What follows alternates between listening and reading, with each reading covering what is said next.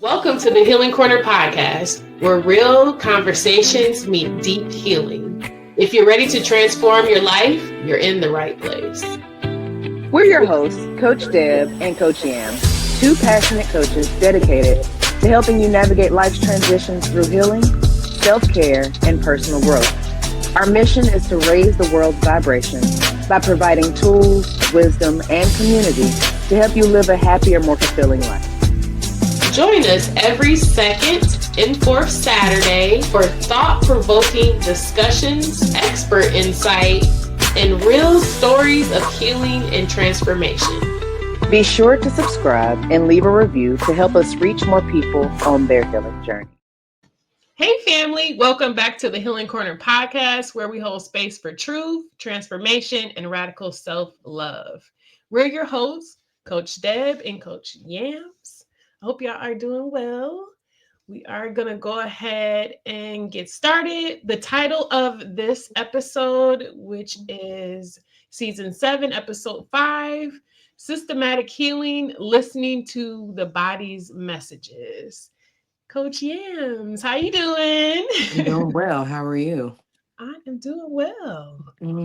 And just for clarification, it's somatic healing.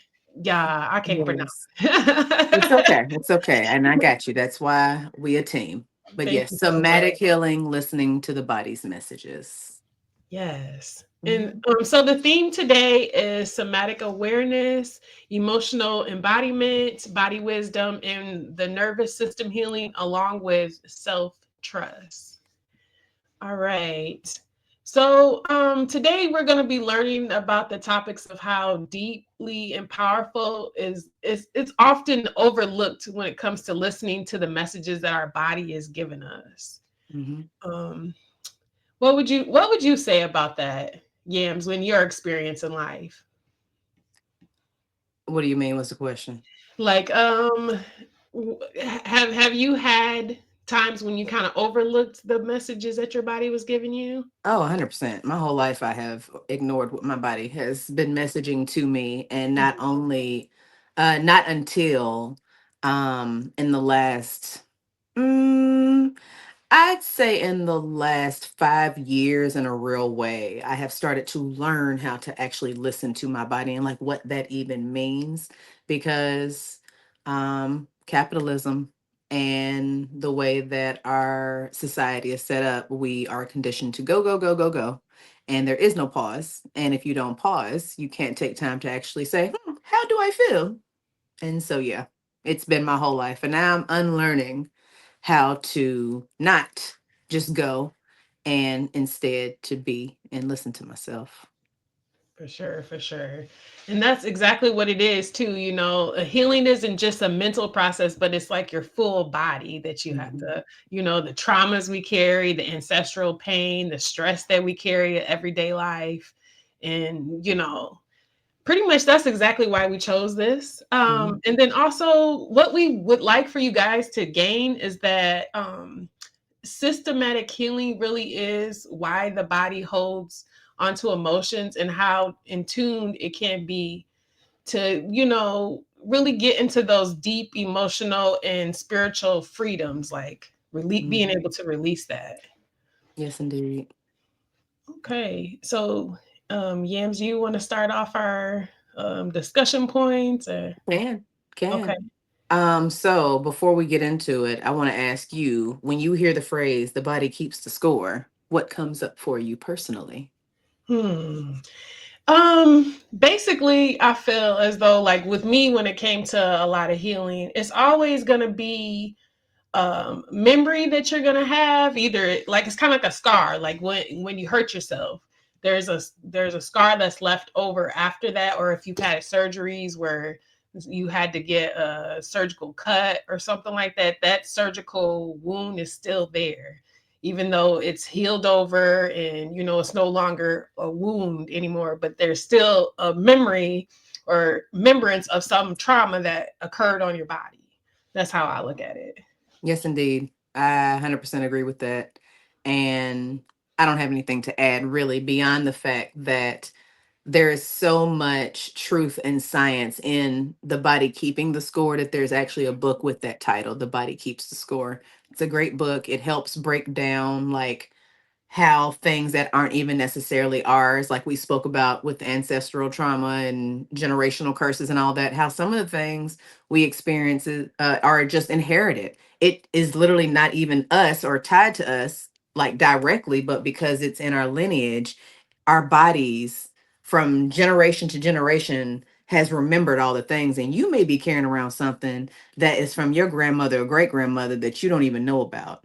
Like I remember there being, and I don't remember if it's in this book specifically, but in doing study and learning around this topic, there was one story I remember where there was a woman, I want to say, who had like dreams or almost fantasies, even though they weren't hers. It was like vision of seeing herself, um, I want to say unalive herself through fire. And she didn't know where or why this desire existed. And I want to say when they dug into it, they found out that she had family who had survived or gone through the Holocaust, Mm. and that because that was their trauma, that had been passed down, and that was like living in her cells, and that was what was coming up. So she's walking around with these crazy visions that are about fire death, and it's not even hers. Wow. Like it is in the body. It's crazy. Wow. And Mhm. that's something to consider too, even like when we're being gestational inside of our parents and stuff like that, like the whole creation of how it's happening, like because a Mhm. lot of times the mother deals with the stress and stuff like that of their physical body, So that's interesting that you brought that up. I Mhm. never heard of that before. So but that makes sense though. It definitely does. Mhm. And that's the Um same thing with slavery and everything else, honey. yeah. All these things, it's in us. It is in us, and it impacts us even if we did not acquire it directly Mhm. And then by we our don't own journey. even know how long it stays within the system because Yeah. some situations like the Holocaust, it wasn't, I mean, it was a long period of time, but it wasn't like, slavery, how it was like hundreds of years. Mhm. So like over time, how long does it stay in the system? Even if you do the healing, like how many generations does it take of constant someone doing the healing for it to actually completely be released, you Yeah. know? So it's like you're taking your part of what you can do while you're here to release that trauma. Yeah. Yeah. Okay. So when it comes to definition of somatic healing, it's healing that involves the connection between the mind, the emotions, and the physical body. And then also body messages, like we were just talking about when this your body sending you a message. What does that look like or what that is? It's like physical sensations, chronic tensions, illnesses, and emotional waves that carry deeper meaning. I wanted Mhm. to say something about the body messages that I recognized recently, Mhm. actually, like triggers, like if people say certain things to you or the tone of voice that they say it in and you react a certain type of way. I realized some of the things that trigger me came from like stuff that I experienced when I was younger, like people that didn't even know me back then. They could say something a certain type of way or speak something a certain type of way, and it would trigger something. Like as my body would give me this feeling like, oh, and it would mess with my nervous system, basically. So 100%. I noticed that.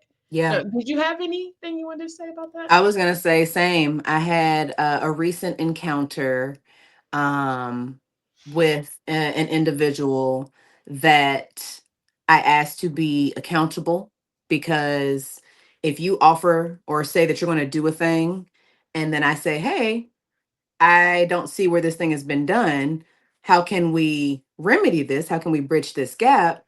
And that person gaslights you into saying, "Oh yeah, I'm going to do everything that I can," but then they don't. But before this situation had happened, I knew that I was going to have an uncomfortable conversation. And my body was like doing the whole nervous system freaking out. Like my heart rate was up.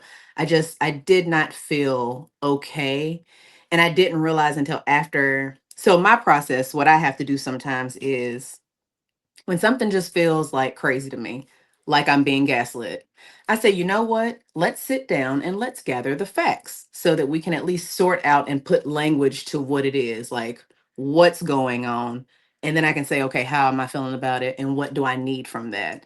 And so, in going through that process, I found myself very emotional. And I was like, my partner, he actually challenged me and was like, well, what about this is making you emotional? And I told him, and it took me some reflection and things. And we were sitting at dinner and I had reflected. And I was like, the reason I got so emotional, and I recognize that now, is because from the beginning, my body recognized that I was going into a situation where gaslighting was going to be the the person's response, and then there was going to be no accountability. But it doesn't change the fact that I have dedicated time to saying, hey, could you do better? And then knowing that I'm not going to get that outcome. Like, my body knew that the way that the situation ended up unfolding was to come. And so I had a lot of emotion and processing to do with that, because that has been an experience, and gaslighting and no accountability is a high key trigger for me. Mhm. But like, being able to like watch it unfold and then check myself and be like, Mhm. okay, you're not tripping. It's okay. And what is next steps? Like, it took me a long time to get here. Yes, ma'am. But I am really good at listening now and then being able to like narrow down, okay, this is the problem. What next? So, Yes. I agree. I've experienced that same thing. And it's interesting. It's almost like you can tell you're maturing because mhm, before you would just go all over the place. But yep, now that you can recognize it, it's like you go through steps, and your body itself recognizes it too, yep, even if it's on a subconscious level or, yep, it's not actually sometimes you physically can see like, but sometimes it's just a subconscious level. So everybody, like listeners out here, you might process your body messages might be different from what we're saying, mhm, so you just got to pay attention to your body. That's basically what it is. yep. Learn the cues, and you're not going to know it overnight, and you're not going to always get it right. And that's okay, because you don't have a written instruction manual that you can just sit down, crack open, and read. It takes you going inside and like saying, okay, when this happens, this is how this makes me feel, react, yada, yada. How do I want to show up? How do I want to be better? And then you do better, the For best sure. that you can. And that brings us to embodiment. That's Mhm. living fully connected and present to your body. So Mhm. those are important things, and those are important keys Yep. when it comes to the healing. And then what we'll just add to that is what somatic healing is not. And somatic healing is not about fixing or overcoming your body. It's just about learning and honoring what's going on. Like we said, there is no instruction manual. You just have to, it's a on the job, it's a on the job training There in you real go. time. On the life training. I like And that. and why this matters is our bodies remember what our minds are trying to forget. Sometimes there are traumas, big traumas, little traumas, whatever, but sometimes we have to push those things out of our mind to be able to continue to push forward and go through life. And so, you taking time to connect with your body is how you remember what your mind had to maybe push away because you weren't ready to deal with that yet.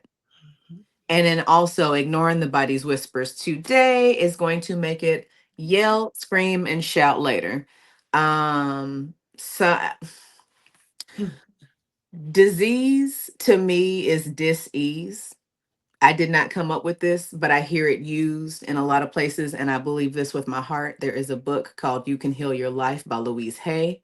I talk about it all the time because there is a direct connection to you ignoring your body so long that it's like, oh, okay, cool. Well, let me just create an ailment so that you have to sit down and Mm, deal with me. Let me hospitalize you. Let me make your legs stop working. Let me make your eyes have fuzzy vision so that you can mm, sit down and actually deal with what it is that you need to acknowledge. mm.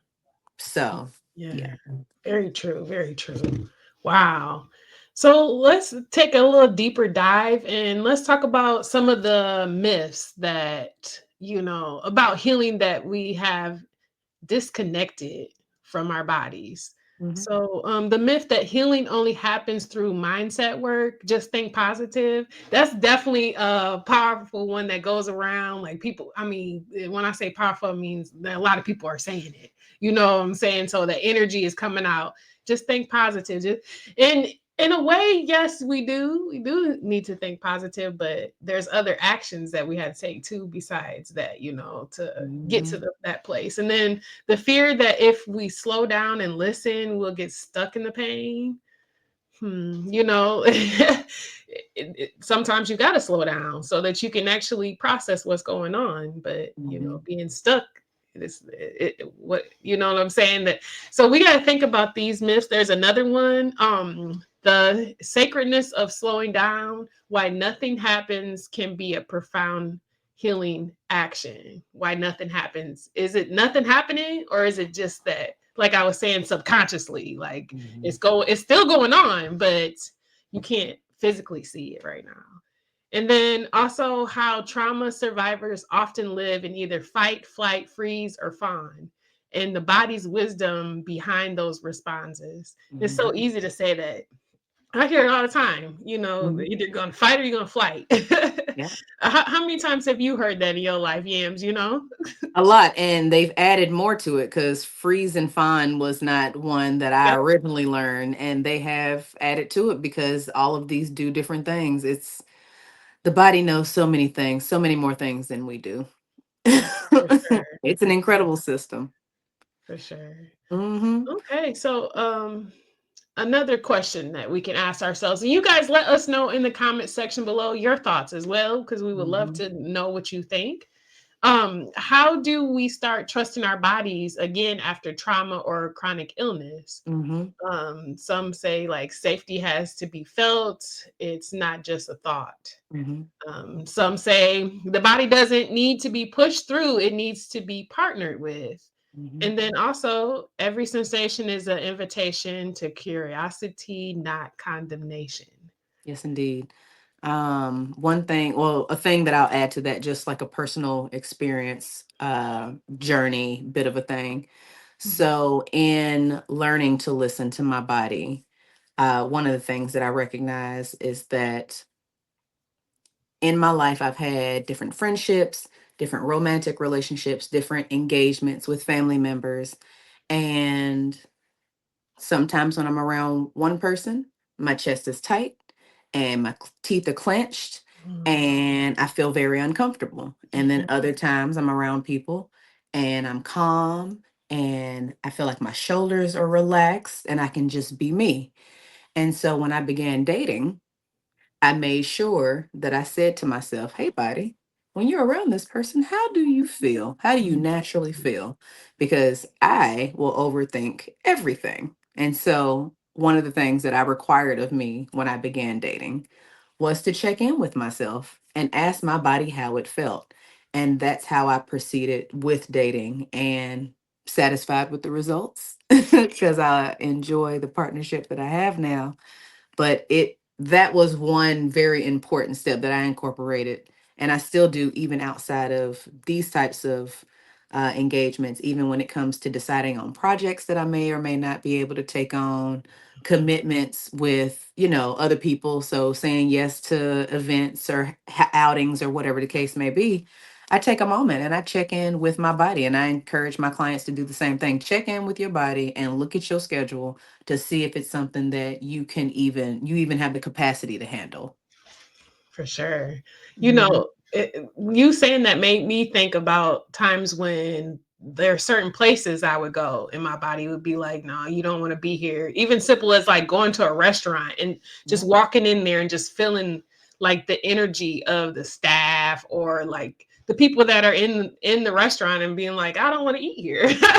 My body is intense. I feel like, this is not going to be a happy, good experience for me. So Mhm. I'd Yeah. rather go to another place and go there. So stuff like that is And I'm gonna everyday add thing. something. Uh-huh. Same thing with grocery stores. Yes. So I realized in the last, I want to say 6 months, there's one particular grocery store that I frequent as my regular grocery store. And there's another one that used to be my regular grocery store. And I go in there every now and then because sometimes they have something or because the other store is out. Mhm. But one of the most recent times when I went in there, I recognized that the lighting was not good, and like you said, the energies, it just doesn't feel right. It doesn't feel supportive or aligned with who I am. And so I was like, damn, this grocery store is a little vibrational. Like I I can't pop in here for real. And I having that realization, it's just like, wow, like even the environments, it's not just your engagements with people, environments listen to you when your body is telling you, no matter where you're at, whatever the circumstance. That is so true. Wow. You know, I've actually because there's some stores that I like, but there's certain times that I'll go to. Like I'll go closer towards the end because then there's not as many people there. Like if Mhm. I enjoy a certain place to shop at, and I know like it's packed with a lot of people, I just don't like having all the energy there because it's just wild. It's like I want a smooth experience when I'm going shopping. I want to be able to grab Mhm. what I need to grab. So I'll go at this time because I know that it's lower audience or lower Low traffic. entry. Yeah, Mhm. exactly. That's going to be there. So I'll go shopping then. So there's ways to work around it, you know, sometimes because especially if it's a place that you really like going to and it's not the staff, it's not none of that.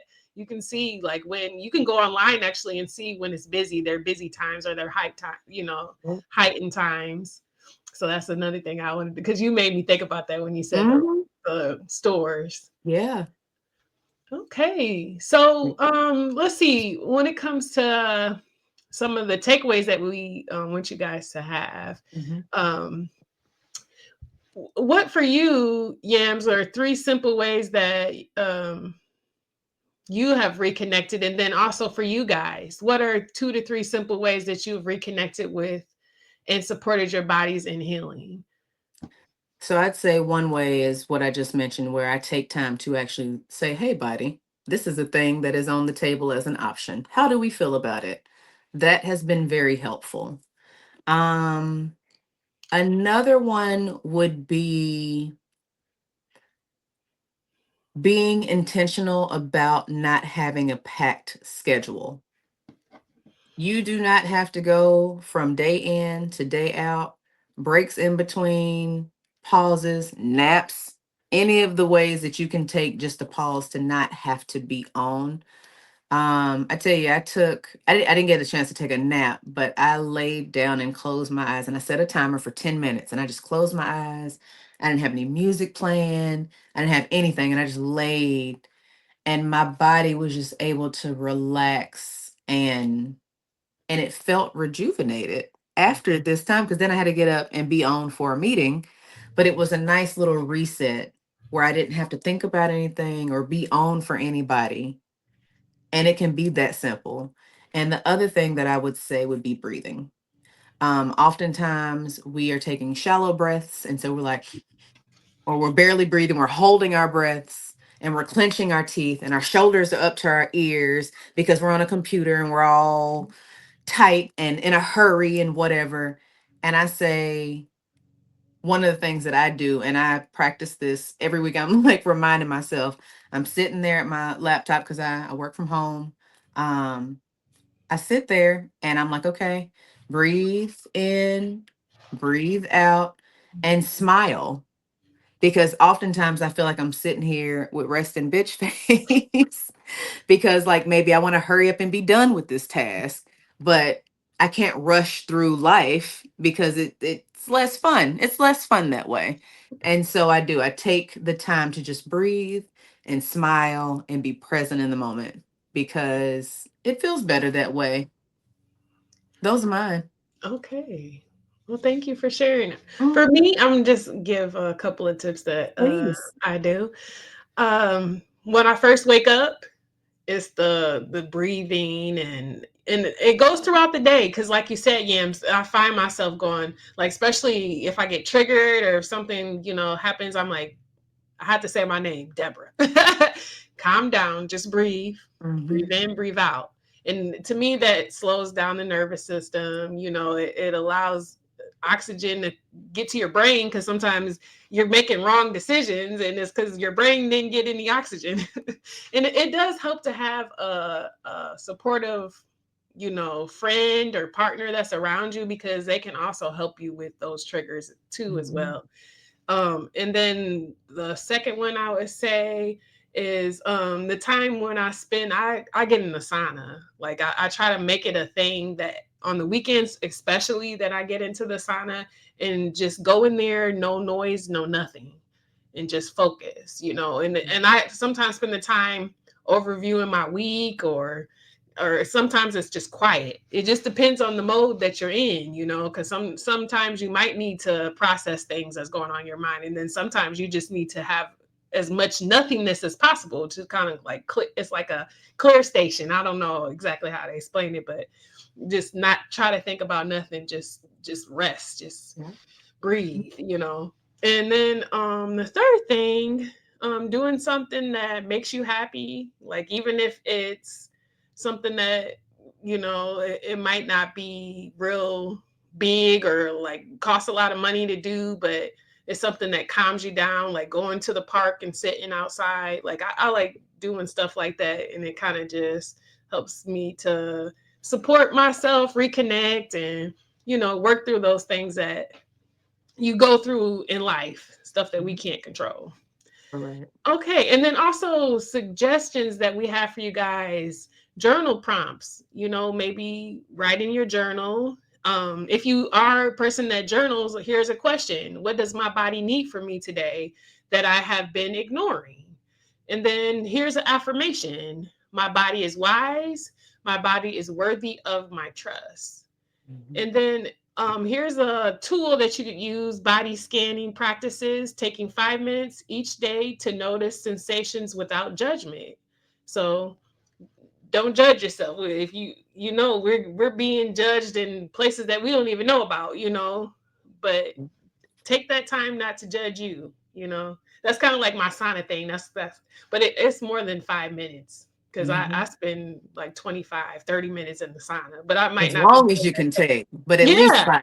exactly. And I might not be Mhm. doing the body scan the whole time. It might just be, for 5, 10 minutes I'm doing that. And then maybe for the other 10 minutes, I might listen to music, because it Mhm. just depends. But it's my time for me that I dedicated on my own. Like there's nobody else in here with me. You know what I'm saying? Yeah. So Yeah. I was gonna encouragement. Oh, go ahead. Go I'll say ahead. I'll say I can do the encouragements. Okay, yes. So a couple of encouragements that we have for y'all is: one, your body is not your enemy. It is your oldest, most loyal companion.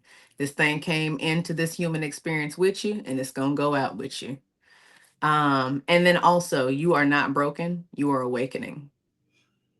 I like that. Hmm. Wow. Okay. So we're going to go ahead and probably end it here. We do want to let you guys know, if you're interested in being a guest or if you have any questions, go ahead and check out www.thehealingcornerpodcast.com. We would love to hear from you guys. And we do appreciate everybody who has already shown love, support, or our previous guests. If you guys are watching, thank you so much for your support. Hmm. Um, that's all that I have. Do you have any last closing words? Yep. I was going to say, this week, I would challenge you, the listeners, to choose one moment each day to simply check in with your body. You don't have to fix anything, just notice and honor it. Just respect what your body is trying to tell you. Even if you don't really know what to do with it, just give yourself the space to start exploring it.